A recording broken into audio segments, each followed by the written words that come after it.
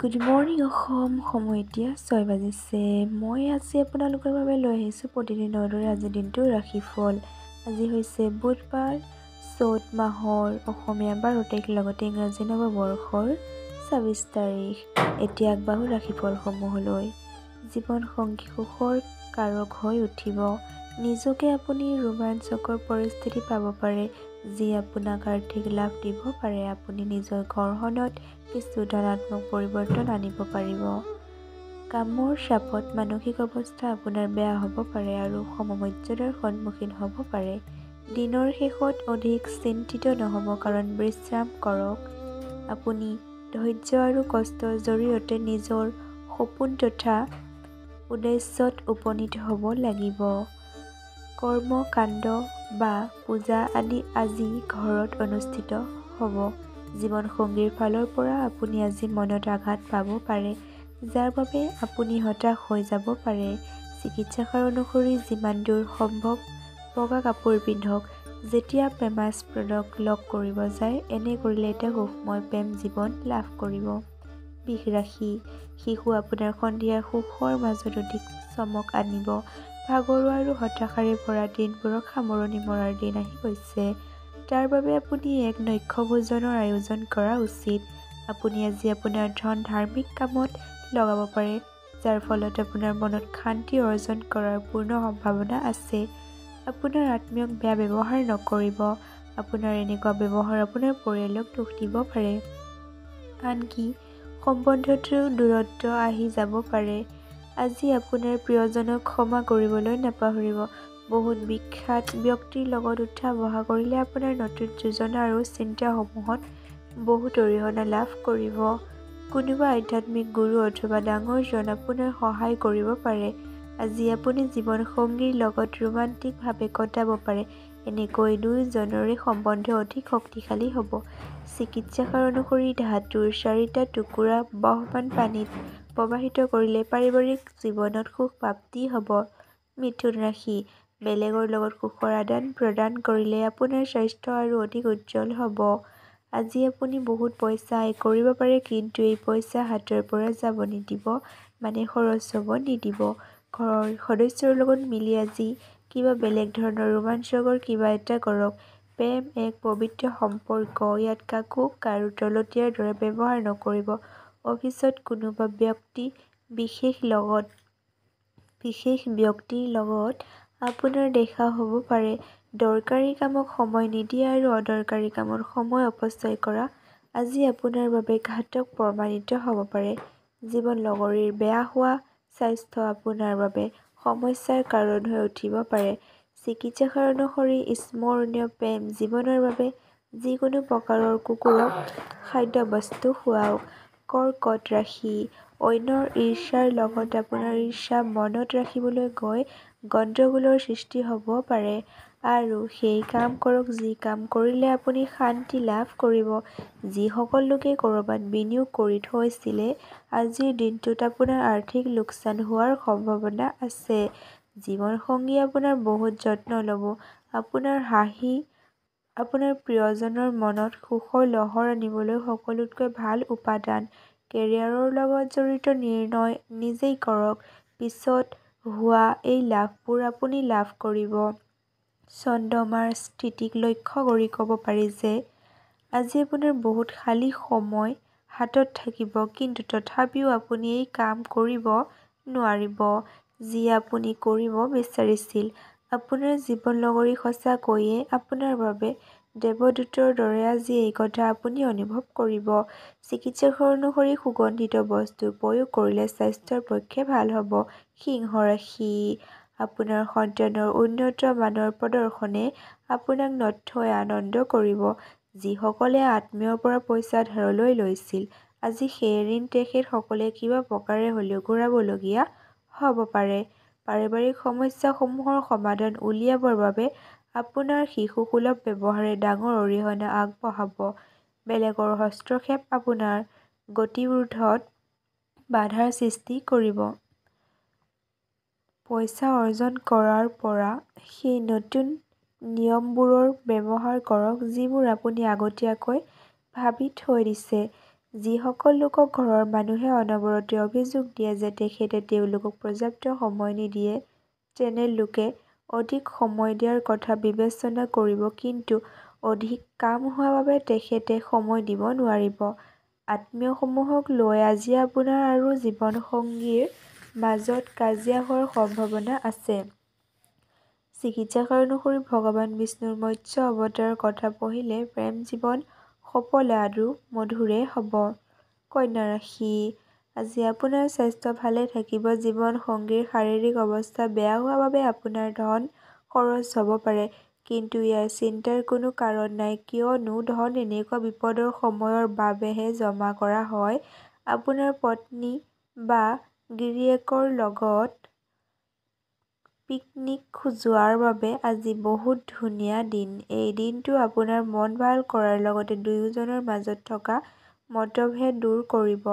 প্ৰেম যে পৃথিৱীৰ প্ৰত্যেক বেমাৰৰ ঔষধ সেই কথা আজি আপুনি অনুভৱ কৰিব পাৰে। নিজৰ উদ্দেশ্যৰ দিশে শান্তিৰে আগবাঢ়ি থাকক আৰু ফলত সফলতা প্ৰাপ্ত হ'লেহে নিজৰ উদ্দেশ্য অন্যৰ আগত প্ৰকাশ কৰিব। কিবা ৰচক মেগাজিন বা উপন্যাস পঢ়ি আজিৰ দিন ভালকৈ অতিবাহিত কৰিব পাৰিব। যদি অলপ চেষ্টা কৰা যায় তেন্তে আপোনাৰ জীৱনসংগীৰ লগত আজিৰ দিনটো বহুত ৰোমান্টিক ধৰণে অতিবাহিত হ'ব পাৰে। চিকিৎসক অনুসৰি বিশেষভাৱে সময় সক্ষম আৰু প্ৰতিবাদী ব্যক্তিসমূহৰ প্ৰতি সহায়ৰ হাত আগবঢ়ালে আৰু সিহঁতৰ সমস্যাসমূহৰ অনুভৱ কৰিব পাৰিলে আপোনাৰ আৰ্থিক অৱস্থাৰ উন্নতি নিশ্চিত। তুলা ৰাশি, শাৰীৰিক অসুস্থতাৰ ঠিক হোৱাৰ বহুত সম্ভাৱনা আছে আৰু এইবাবে আপুনি অতি সোনকালে খেলা-ধূলাত অংশগ্ৰহণ কৰিব পাৰিব। যি লোকসকলে অতীতত নিজৰ ধন বিনিয়োগ কৰিছিল আজি সেই ধনৰ জৰিয়তে অৰ্থ লাভ হোৱাৰ সম্ভাৱনা আছে।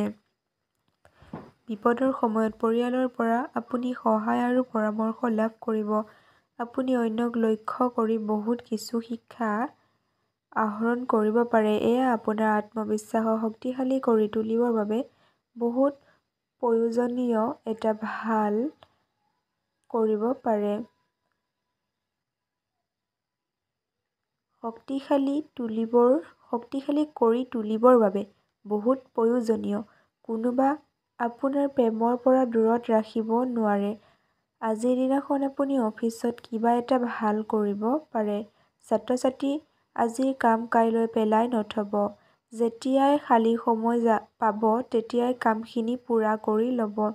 এইটো আপোনাৰ বাবে হিতকৰ। এই দিনটো আপোনাৰ সাধাৰণ বৈবাহিক জীৱনত কিছু বিশেষকৰণ কৰিব পাৰে। আপুনি আজি কিছু অসাধাৰণ বস্তুৰ অভিজ্ঞতা লাভ কৰিব পাৰে। চিকিৎসক অনুসৰি আজি সম্ভৱপৰ হয় তেন্তে আহাৰ গ্ৰহণ কৰাৰ সময়ত কিছু সোণৰ চামুচ ব্যৱহাৰ কৰক। এনে কৰিলে কৰ্মজীৱনত ভাল প্ৰভাৱ পৰিব।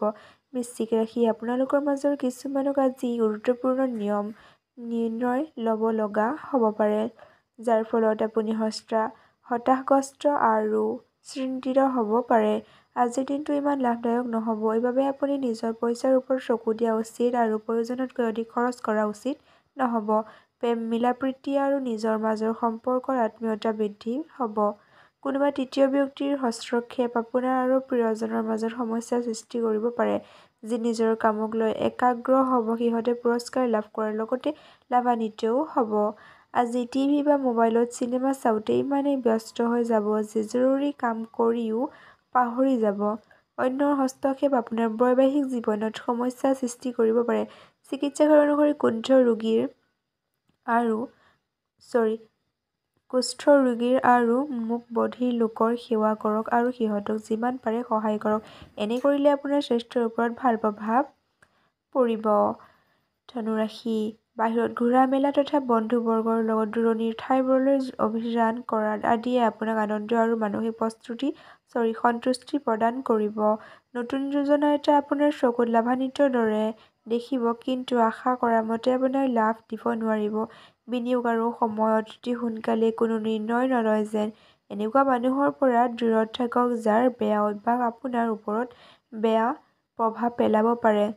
আৰু আজি প্ৰিয়জনৰ লগত দূৰ হোৱাৰ দোষে আপোনাক আহত কৰি দিব। অফিচত প্ৰত্যেক বস্তু আজি ভাল লাগিব। গোটেই দিন আপোনাৰ মন ভালে থাকিব আৰু নিজৰ মনত নিয়ন্ত্ৰণ কৰা শিকক, কিয়নো বহু সময় আপোনাৰ মনৰ শুনি আপুনি নিজৰ মূল্যৱান সময় নষ্ট কৰি দিয়ে। সমস্যাৰ আপুনিও আজি এনেকুৱা কিবা কৰিব পাৰে। ওচৰ চুবুৰীয়াই আপোনালোকৰ বৈবাহিক জীৱনত সমস্যাৰ সৃষ্টি কৰাৰ চেষ্টা কৰিব পাৰে, কিন্তু আপুনি আৰু আপোনাৰ জীৱনসংগীৰ মাজত সম্পৰ্ক বহুত শক্তিশালী, সেইবাবে এই সম্পৰ্ক ভঙাটো সহজ নহ'ব। চিকিৎসকৰ অনুসৰি ৰঙা আৰু ৰঙা বস্ত্ৰ কন্যাক দান কৰিলে আপোনাৰ আৰ্থিক স্থিতিত উন্নতি হ'ব। মকৰ ৰাশি, আপোনাৰ আকৰ্ষণীয় ব্যক্তিত্ব আজি অন্যৰ ধ্যান আপোনাৰ পিনে আকৰ্ষণ কৰিব। আপোনাৰ ধন আজি বিভিন্ন কাৰণত ব্যয় হ'ব পাৰে, সেয়ে আপুনি এখন বাজেট তৈয়াৰ কৰাটো আৱশ্যক, যাৰ ফলত আপোনাৰ বহুত সমস্যা সমাধান হ'ব। আপোনাৰ পৰিয়ালৰ লাভৰ আৰু উন্নতিৰ বাবে আপুনি কষ্ট কৰিব লাগিব। আপোনাৰ কামৰ প্ৰতি ঈৰ্ষা আৰু দূৰদৃষ্টি হোৱাটো খুবেই জৰুৰী। লোভ আৰু অনীহা পৰিহাৰ কৰক। আজি এই কাপোৰ নিপিন্ধিব যি কাপোৰ আপোনাৰ প্ৰিয়জনৰ পচন্দৰ নহয়, নহ'লে আপোনাৰ প্ৰিয়জনে দুখ পাব পাৰে। প্ৰতিযোগিতাত আগবাঢ়ি থাকিবৰ বাবে ব্যৱসায়ীসকলক নতুন যোজনা আৰু ৰণনীতিত কাম কৰাৰ প্ৰয়োজন আছে। আজি আপুনি সকলো কাম পেলাই থৈ সেইবোৰ কাম কৰিব পছন্দ কৰিব, যিবোৰ আপুনি নিজৰ শৈশৱত কৰি ভাল পাইছিল। তেখেতৰ জন্মদিন পাহৰি যোৱা বাবে আপোনাৰ আৰু জীৱনসংগীৰ মাজত কাজিয়া হোৱাৰ সম্ভাৱনা আছে, কিন্তু অন্ততঃ সকলো বাক-বিতণ্ডা ভাল হৈ যাব। চিকিৎসকৰ অনুসৰি আৰ্থিক জীৱনৰ উন্নতি লাভৰ বাবে এটা সম্পূৰ্ণ নহৰু আৰু পিঁয়াজ বহমান পানীত প্ৰবাহিত কৰক। কুম্ভ ৰাশি, আজি ফূৰ্তি আৰু নিজৰ পচন্দৰ কাম কৰাৰ দিন। দূৰণিবতীয়া যাত্ৰাই আপোনাক ভাগৰুৱা কৰি তুলিব, কিন্তু যাত্ৰা আপোনাৰ বাবে আৰ্থিক দিশত লাভ কঢ়িয়াই আনিব পাৰে। ঘৰ সলনি কৰাৰ বাবে আজি বহুত ভাল দিন। আজি আপোনাৰ বেয়া অভ্যাসৰ বাবে আপোনাৰ প্ৰেমাস্পদৰ বেয়া লাগিব পাৰে আৰু তেখেত আপোনাৰ ওপৰত খং কৰিব পাৰে। ঘৰুৱা সহায়কাৰী আৰু সহকৰ্মীৰ লগত হোৱা সমস্যাক আপুনি নাকচ কৰিব নোৱাৰে। যদি আপুনি আজি এনে এটা সিদ্ধান্ত উলিয়াই লয় আৰু অপ্ৰয়োজনীয় কাম কৰে, তেন্তে আজিৰ দিনটো বহুত হতাশাজনক হ'ব। আপুনি অনুভৱ কৰিব যে জীৱন লগৰীৰ প্ৰেম ভালপোৱা সকলো দুখ পাহৰাই দিব পাৰে।